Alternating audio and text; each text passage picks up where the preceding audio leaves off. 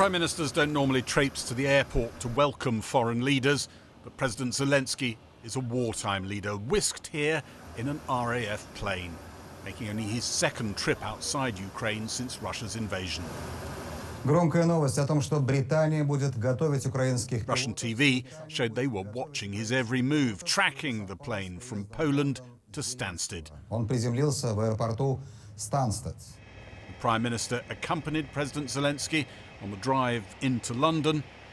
In Downing Street, the red carpet treatment continued. President Zelenskyy was even clapped into number 10 by the staff, an honour normally reserved for newly appointed prime ministers. Thank you so much. We are proud, really, and we have very good relations with Rishi and will prolong our dialogue. In a few short moments, I will be announcing the arrival of the President, OK? Then it was on to Parliament, to Westminster Hall. MPs and peers stood to listen. Getting in the usual chairs would have alerted people to a visit that had to be kept under wraps. Slava Ukraina. Mr. President, please. President Zelenskyy thanked Britain for supporting Ukraine with sanctions, alliance building, military training and munitions.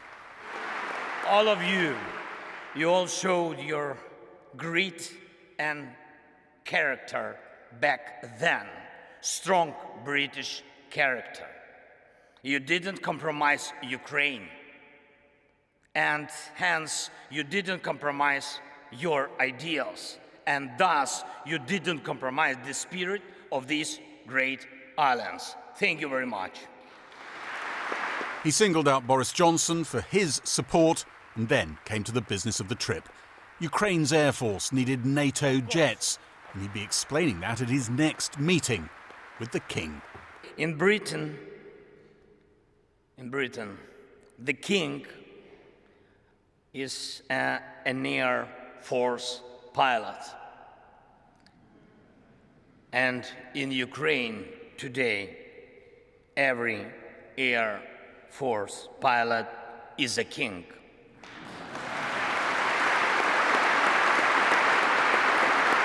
Yes, to the Speaker. He presented a Ukrainian Air Force helmet inscribed by a pilot with a clear request. The writing on the helmet reads, "We have freedom, give us wings to protect it." Ukrainian TV cut to Westminster for that important moment.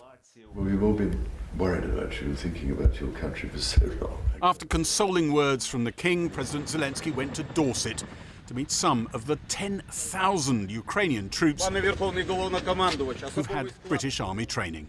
Our soldiers. Rishi Sunak said British Challenger tanks would be operating in Ukraine as soon as next month. As for the president's plea for military jets, Rishi Sunak said we should start with training Ukrainian pilots. The first step on that has to be to have people who can fly what are very sophisticated pieces of kit. I mean, from start, if you take someone who's brand new for a fighter jet, as Volodymyr would also say, it takes 3 years. Now, obviously, that's not what we're working with because Ukraine has existing fighter pilots. When it comes to Typhoon, I didn't even know that it takes 3 years to train a pilot like that. Come on, we will be sending you pilots who've already trained for 2.5 years. We'll accelerate the last bit. Yeah. The president tonight is taking his military shopping list to Paris, where he meets President Macron and Germany's Chancellor Scholz, before speaking with all EU leaders in Brussels tomorrow. Russia warned any additional help for Ukraine would escalate the war. President Zelenskyy warned insufficient new munitions for him would mean the war would stagnate, pushing its end even further from view.